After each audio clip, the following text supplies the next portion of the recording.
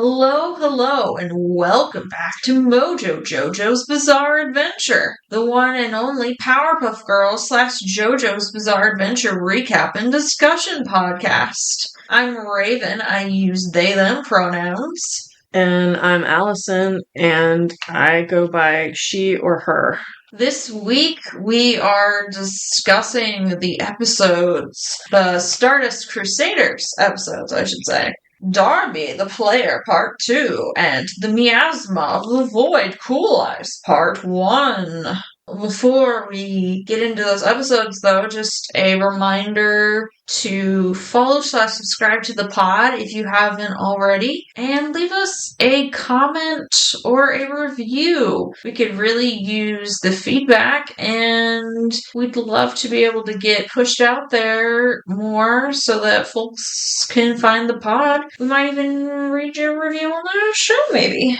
Yep, definitely smash all those buttons for us. And if you're interested in other podcasts where people are just discussing TV shows, check out our other pod, What We Pod in the Shadows, where we're discussing what we do in the shadows. I think we're currently on season 4. Yeah, I think we're in the middle of season 4. And if you've not seen that show, it is a comedy about vampires that live in Staten Island. And it was created by Taika Waititi? I think you say YTT. YTT. And you might enjoy that if you want to hear about some vampires that are significantly less evil than Dio. Did you have any news? Yes, actually. Okay, so my JoJo news for this week, I technically have 2 things. The first one is we're getting the next little set of the Van Presto, sort of they're kind of like little statues, because I'm not sure they are opposable. I don't know how to call them. But the little kind of statues of the main JoJo and their bad guy, that part. So we'll be getting Josuke and his bad guy, who I will not spoil. That'll be in late April. So I will probably be pre-ordering that because Josuke is tied for my favorite JoJo. Like a figurine. Yeah, kind of like a figurine. Or like a plastic statue, yeah. And the other news is that we are going to be getting the first episode of Part 7, Steel Ball Run, on March 19th, everywhere on Netflix. The first episode is a 47-minute special, and it's called First Stage. It's like a Western. Yeah. Get hyped for that. It's going to be... I don't know a ton about Part 7 because I've mainly just watched the anime, but I know some stuff here and there. So, big race across the country, basically. Alright, so this is episode 41, Darby the Player Part 2. So this is still Kakyoin is playing Darby the Younger on a video game where they're racing cars. I forget the name of the video game because I wrote down the name of the next video game. So the cars come out of the tunnel with Darby in the lead. Some of this I didn't quite understand, what's happening with the gameplay and everything. I'm not a racing game person either, so some of it I was a little lost on. But Kakyoin does another spin attack and knocks Darby's car off the track. Gramps can't believe what he's seeing. Darby's car, however, lands on another section of the track far ahead. So it did not work in Kakyoin's favor. And I'm sure Gramps was like, "Oh my god!" He said he planned it that way. Darby's stand was able to take Kakyoin's soul because it admitted defeat and he put the soul in the doll. Gramps mourns Kakyoin and Darby reminds them that if he dies, all the souls would also die. Which I think you had pointed out. We don't know that. Yeah. They might be. When was the last time you died, bro? They might be released. Yeah. Jotaro takes a seat at the table and Gramps freaks out, calling Darby Geppetto, but Jotaro reminds Gramps that he knows nothing about video games and picks out a baseball video game. I think it was called like, oh, that's a baseball or something. Yeah, I have written Super down, oh, it's a baseball. cheesy. Which sounds like Mario talking about sports. It's baseball. Super generic name. He bets his soul, and then Darby bets Kakyoin's soul. And is it a tomb? Yeah.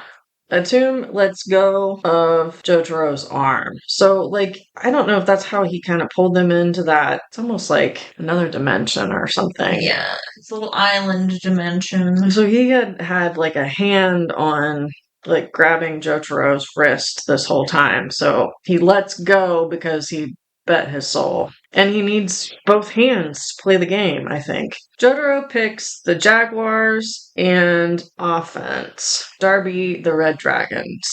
Oh, he picked them because they have a strong offense. Jotaro picks offensive, and Darby says he will bat first. Darby draws their stands to be the faces of all the players. So I've never seen anything like that before. It's like he drew their stands, and then so all the Jaguar players look like Star Platinum. They all have the same head.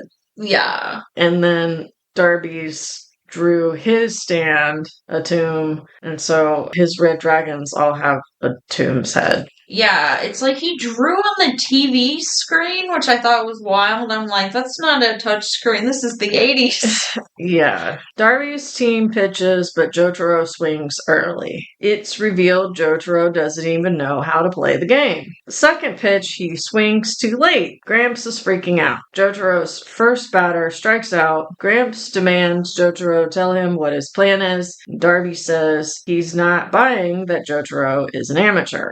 Jotaro's second batter also strikes out. Darby realizes Jotaro wasn't bluffing.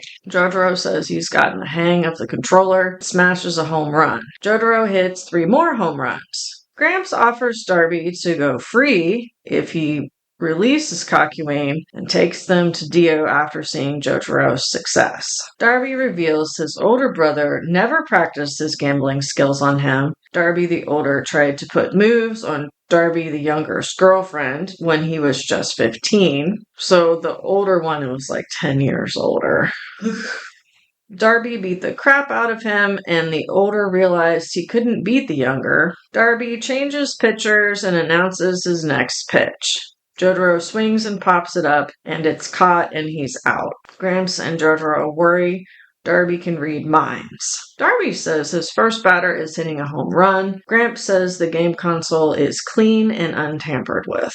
So I guess I don't know why that was brought up at that point, if he examined his stand. I guess. Yeah. Jotaro decides to pitch to hit Darby's batter to see if he or a tomb can read his mind. So he was like aiming, I think, like for the batter's side or the hip or whatever. Yeah.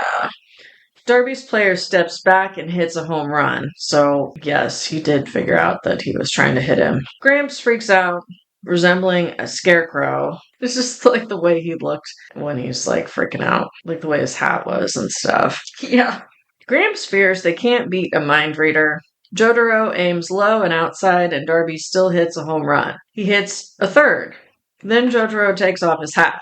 Darby says he's not a cheat, and Gramps says he's not seeing the reflection in his eyes or reading his expression. He said he took off his hat because he's sweating. Jotaro announces his next pitch high and outside. Darby and Gramps are dumbfounded. Will Darby believe him? So it's like what, yeah, like kind of like what is Jotaro up to? Because like, do you believe that's what he's gonna do is pitch it that way? Or do you assume he's lying? It's wild to me that they found the one teenager that doesn't play video games. Well, I mean, maybe he did, but he just didn't like I find those sport ones like, oh, they're so good. I've played like, well, I don't know. I don't really know if I've played them too much, but that's not what I would choose. Yeah. I don't play any sort of sport game. It probably would be a wrestling game because it's similar enough to Mortal Kombat, and I'm pretty good at Mortal Kombat. Yeah, like something like that, like Mortal Kombat. But to play like football or baseball, so I mean, I could kind of see, and I don't know if we are talking about the 80s. I mean, the video games were, I think, popular, but I don't know necessarily that everyone had them or could afford it. Like, it might have been like kind of like when VCRs first came out, not everybody, they were like expensive at first. So I could kind of see, but then he was in Japan though, so like. Plus, he's got to have like some money because his dad's a touring musician, and then the Joestars are super rich. Plus, the Speedwagon Foundation, he probably wasn't one for nothing. Well, I was just thinking, like, I don't know, because like Japan and China and stuff is like where video games kind of maybe started, or did they start here in America? I'm just thinking of like Nintendo and stuff. Really know. So, I mean, I don't know. I mean, but I mean, it does depend on the kid. Like, also, like, whether, or, his mom may not have wanted him playing video games. Of course, he might have played at a friend's house. Yeah. But again, to play that specific, oh, that's a baseball. Yeah. I mean, it kind of makes sense, like, that, even if there was, like, a bunch of games there that maybe he wouldn't have played. I think he just chose it because he knew the rules of baseball. Yeah. But not necessarily how to play that particular game. I don't know. Again, I don't really like these video game episodes because it's really just watching their reactions and just like Gramps is freaking out the whole time. It's not that like compelling to watch.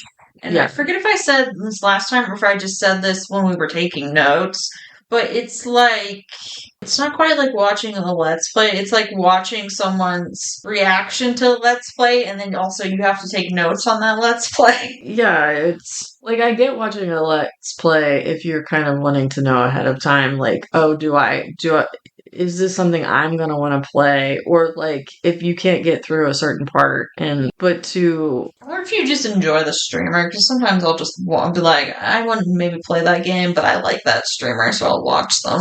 Yeah, but otherwise it's kind of like what's the point? Yeah. I mean, the idea of the dolls and everything is creepy, and like being able to pull people's souls out is creepy, and I'm not sure how else this could have been portrayed outside of like the whole gambling thing. If you wanted to lean into a trope, they could have done like, I don't know, like some sort of musical contest, like in the Devil Went Down to Georgia or something. Yeah. I'm like, that probably would be more fun to watch than just some guys playing a video game while one of their grandpas yells at them. I mean, they could have just like actually like played a sport or like raced like running. Yeah. Or, I mean, I know like baseball is a team sport, but they could have found something like bowling or golf or. Yeah. Or again, like if they got sucked into the game and they had to like actually race the tracks and shit. That would have been more compelling. Yeah, like with how they did with those new Jumanji movies where they're sucked into a video game. Yeah, that would have been maybe cooler too. Yeah. But I mean, there could have been any sort of. It just needed to be some sort of game or competition, and I just feel like the video game was like kind of the most boring thing. Absolutely. They could have be picked. Yeah, because it's like it is just like watching. It's watching people react to people playing a video game. It's like you're like third person removed or something. You're yes. That far removed from it. Yeah. It's like if a Let's Play was in no way fun. It's not that compelling to me. Honestly, my favorite part of the episode was when Darby said that Dio thought that JoJo was problematic. Because I was like, what Dio possibly find problematic? Because he's the worst. Yeah. So I'm like, what did Dio cancel Jotaro for? Let's get to now the Miasma of the Void. Cool Eyes, Part 1. Ice, baby. So Joseph's like, what the fuck? Did you really just tell Darby your plan? And Jotaro's like, duh, old man, are you losing your hearing? Darby declares that Jotaro must not be very. Then, in his special little mind palace, all to himself, proceeds to explain to the audience that his stand works by looking at your soul and asking yes or no questions. He says his stand is infallible. He asks if Jotaro's going to pitch a high outside fastball, and Jotaro's soul says yes, yes, yes. However, Jotaro really throws a literal curveball Darby's way. That's the only other sports thing I know, a curve. Because it's a ball that curves. Darby is shocked, but Jotaro's resting bitch face remains firm. Jotaro declares another fastball, and Darby asks with his stand if Jotaro really has the gall to cheat to win, and Jotaro's soul says, I do, I do, I do. He throws a low inside ball of some kind. Like he was called this. Darby freaks out and thinks Jotaro must have tampered with the console. And then he's like complaining because he's like, Jotaro. And Jotaro's like repeating his Darby's older brother, also Darby. This is just a dance of deception where the loser cries first. And says it's basically just a game to him, like a normal ass video game competition. Darby tries to ask another question, but it's not yes or no, so he doesn't get a response. Jotaro guesses that Darby's mind reading only works through yes or no's. Yeses or no's. Jotaro's like, I'm doing another high outside fastball, but once again pitches an entirely different ball, a fork ball, which also seems to curve. Darby flips out and insists that Jotaro's hat must have something to do with the deception because Jotaro seemed to be doing ass until he took off his hat. He demands to check Jotaro's station, but soon realizes he's not using his hat or Star Platinum to cheat. Joseph says Darby is starting to lose his youthful glow and his eyes dart about wildly. Darby's, not Joseph's. Though he can't tell what Jotaro's next move is, he's only 1 point behind, convinced he can still win until Jotaro gets another good hit in. Darby's soul then admits defeat and Kakyoin is returned back to his body. It turns out Jotaro wasn't cheating after all, but Joseph was, having wrapped Hermit Purple's tendrils all around the controller. Darby is horrified that they were able to trick him so easily, and Jotaro's like, your brother would have been able to figure it out ages ago. Jotaro's like, to Gramps, that he was surprised that he was able to catch on to his plan so quickly, and Gramps says that he's his grandson, so he was able to read him like a book. But that's kind of just his thing in general, or at least it was in part 2, like that shit where he'd be like, your next line is this, and then they would say it verbatim. Darby begs for mercy because he released Kakyoin, but Jotaro shows no mercy and pummels the shit out of him. And so he's like, which arm are you gonna hit me with? Your left one? No, no, no. Your right one? No. Both of them? Yes, yes, yes.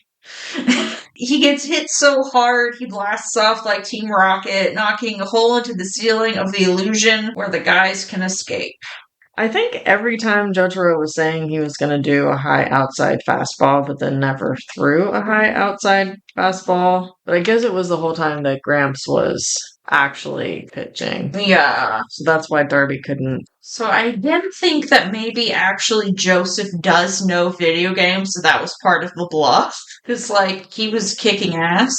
It's just that Jotaro doesn't.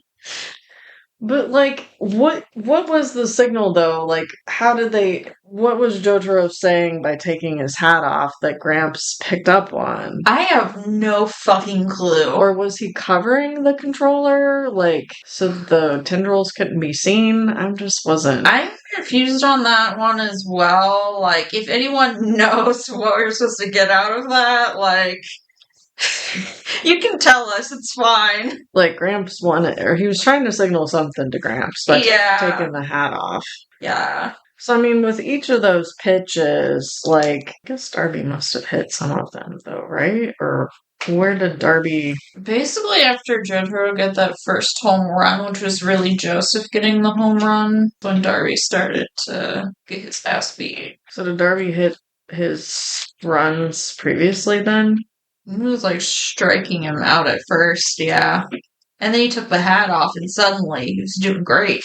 I just don't remember where he hit them. So it was like all those pitches where he was saying it was a high outside fastball. It was like he either struck out or like it was just popped in the infield and then like thrown out at first base or whatever. I can neither confirm or deny because I don't know shit about it. So Derby thought that he was like maybe using Star Platinum to cheat or something. Yeah. But my thing is like if he's able to use his stand to read their minds to cheat, why couldn't Jotaro use Star Platinum? Yeah. I mean, they could have said we would keep our stands out of it. Yeah. And we're just playing as ourselves. Because, I mean, it's like his stand can take souls, but also read minds. Whatever. Yeah. Okay, go ahead to, because I knew we were going to go to a different section, so I wanted to, but I'm not sure if I cleared up the baseball stuff. You kind of went through it fast, and then I didn't know where to stop you, but. Okay. All right, go ahead. Okay, so we cut to Cool Ice, who is, of course, named after Vanilla Ice. He reports to Dio, and Dio's like, what a loser Darby was. He didn't even give his life for me. He just got his ass kicked. And he's like, there's still a scar on my neck where I haven't properly fused with Jonathan's body. I need more blood. So Cool Ice, then he pulls out his creepy ass stand, which is called Cream, and it's vanilla ice cream together. And it looks like if Rankin and Bass did make the Balrog, it reminded me of the animation in the old Hobbit, Rankin and Bass. And then he decapitates himself with a chop to the neck. And Gio's like, that was splendid, but you're my most loyal servant. Someone else's blood will have to do. So he cuts his arm and gives Ice his own blood, making him a vampire too. Ice vows to stop and kill Polnareff and Avdol. Then his stand eats him and itself and bursts through the wall. Well, it eats itself legs first, and then it almost implodes on itself. Yeah, he eats himself till he disappears. Yeah. Or he makes a portal or something. Yeah. We cut away from that. We cut back to Avdol, Polnareff, and Iggy. Avdol's like, we can't burn the mansion down. They're still in there, and we should go in and defeat the baddies ourselves. Avdol cautions Polnareff that if he or Iggy are lost or injured, he won't stop to save them, and that they should do the same for him. And then they kind of do the predator handshake to agree on that. And then they go into the mansion, and it's all labyrinthy in there. It's a maze. Avdol uses Magician's Red to send out this detection beacon that can also send stands, and it has it's pointing in each direction, plus up and down. They head towards where Jotaro, Joseph, and Kakyoin were whisked away, and Avdol's stand is almost immediately activated. Iggy calls out the fool and attacks the pillar, and a guy, Billie Jean, falls out. Iggy one-shotted him, so his stand dissipates, and it is revealed to be a normal building, not a labyrinth. And so the dude was not actually originally named Billie Jean by Rocky in the manga. He was Kenny G.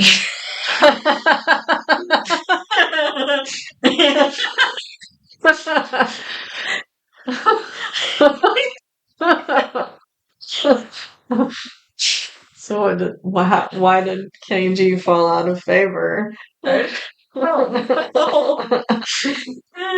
I feel like Billie Jean's a more obvious musical reference than Kenny G, if you don't know who Kenny G is, but who hasn't heard Billie Jean? Maybe Kenny G didn't want to have it, he didn't want a part of it or something. Maybe. So that the illusion dissipates, and Avdol notices some writing carved into the wall and becomes alerted and alarmed by a stand's presence that neither he nor Iggy sensed with their stands. He yells at Iggy and Polnareff to run, pushing them out of the way. It is too late for Avdol, however, as he is consumed by Cool Ice's stand Cream, all except for his arms. Polnareff and Iggy stare in horror and denial as the Balrog-esque stand appears. Well, they stand there. Cool Ice pokes his head out of the depths of Cream's belly, declares Avdol reduced to nothingness, and says Polnareff and Iggy are next. And then Polnareff's like, how dare you lie to me about Avdol? And then we hit the to be continued screen. Yeah, he was saying like he doesn't even know like where they're sent to or whatever. Yeah. Like he doesn't know the depths of everything. So I'm not sure because like Abdul has died before, or so we thought, but it did look like his arms were severed, Yeah. which is not great. Yeah. But I'm just like, I'm not for sure that he's dead. But this guy seems pretty scary. He's a scary sumbitch, and like I said, his standing just it looks like the Balrog, but it were drawn in the old Hobbit cartoon. And like Dio had said that like Darby wasn't ready to die, but the Joestar group, all of them are ready to die in order to defeat him. And then like they punched that hole in the sky with Darby, but I'm not sure how they're gonna get out of there because like how do they reach that hole? Yeah. So I'm just not sure about like those three or like what's creating that illusion if it wasn't because I think Darby said it wasn't him, right? Yeah. But was it the was. maze guy? Yeah, I think it was Billie Jean / Kenny G. So maybe when they go back to them, they'll be where they can leave and they're just like in the basement or something. It was just like real sudden with Abdul. I don't it's like both times it's like where he wasn't able to react or like he didn't really get to I mean he did like both times he pushed Polnareff out of the way, didn't he? Yeah, I'm like he both times he did this to save the whitest man that ever lived. Polnareff just like I mean, I get he's helping on this. Like, he could have just left once he killed, like, his sister's killer or whatever. Yeah. He has decided to stay on this and everything. But he's not, like, I mean, probably Cockeween is, like, the most virtuous of them or whatever. But, yeah, I don't know why he keeps, like, sacrificing himself for Polnareff. I'm like, I'm almost like anybody else. Like... I could he had to sacrifice himself. Like Gramps doing it because everyone else is like, you know, like it's grandson age for him. Yeah. Because he was real upset when the Darby took Cacuane's soul and his body kind of like collapsed or whatever. Yeah. But I just don't understand. Abdul and they haven't really had like a former relationship before this. Like I can see Abdul like trying to save Gramps. Yes. Or even JoJo, because it's Gramps' grandson, but yeah. I don't know. Why does Rocky keep having him sacrifice himself for Polnareff? He's like, I'm gonna torture you with the toilet, but you can't die here. I don't know how they're gonna get out of this. I'm not sure how many other like people are in their way before they get to Dio. I don't know what this like. We've really not seen much of this Cool Ice and Cream. Yeah. So we really don't know like possible weaknesses or whatever. I do think it's funny though that Rocky's like, this is the scariest dude I've ever drawn. His name should be Cream. Just gave him milk. Yeah, like it could have been like Megadeth or something. Yeah, like poison. Yeah, poison or what is shit, I can't think of some of the other like the heavy metal. Led Zeppelin, Metallica. Well, you already have like Metallica. Or, we do technically already have Led Zeppelin because it's Zeppelin family, but like you know, Black Sabbath or something. Yeah. I don't know. I'm like, that could be like the name of like a Hello Kitty character, not like this motherfucker. Or even the Vanilla Ice part. Yeah. This is the scariest dude we've seen yet. I mean, he was. Did you say he was like he didn't have pants on, or he had like a bodysuit on, or whatever? Yeah, he looked like he was almost like he had like a long like leotard or unitard. I always forget which one is which, but no, his legs were out. Like they should have called Polnareff Vanilla Ice. That would work more, yes. Though I think they wanted to, since he's French, he wanted to pick someone specifically French for him. I guess not that he like always does that. But. Well, because you've seen Vanilla Ice. Yes, of course I have. Like the hair. Yeah, the hair. Hair that's alone. what I thought you meant. Yeah, the hair. But also, you were saying he's the whitest guy. Yes. Vanilla Ice is like the whitest rapper ever. They keep showing him with like a baseball cap, but like, yeah. I mean, it's about 2 steps away from Polnareff hair. Yeah. It's not quite Polnareff hair, but it's. Yeah. You know who else is about 2 steps away from Polnareff hair? Captain Pike. Yeah, I was gonna, like some of these pictures. I'm like that. It is Captain Pike's hair. Shit. I need someone to Photoshop Polnareff's hair onto Captain Pike from Star Trek Strange New Worlds. You should do it in GIMP. I probably could. It probably wouldn't take me that long. This program on my phone, I could do like some minimal editing. So I could maybe make Polnareff's hair like a sticker and then put it on his dome. Yeah, this stuff is so bad. Like his hair is so bad. Look in the middle of the pictures. It's just a picture of vanilla ice cream. Maybe it's a vanilla ice cream recipe. Yeah, maybe Rocky was hungry when he was drawing this part, and so he's like, "I'm gonna name these guys Vanilla Ice and Cream, and then he's gonna eat people." I'm sorry, I have to clown on Rocky just look, a little. I've gone that far, and look who we got. See, he's pantsless. Scared. Like, I think it's Darby has like the hearts, and then this guy's got hearts on him. So it's like there's like some of these characters have the hearts going on. I'm not really sure what that's all about. I'm not really sure either, and it's not like they're even characters that really like interact. I don't think we see, because like, they fucked up Darby.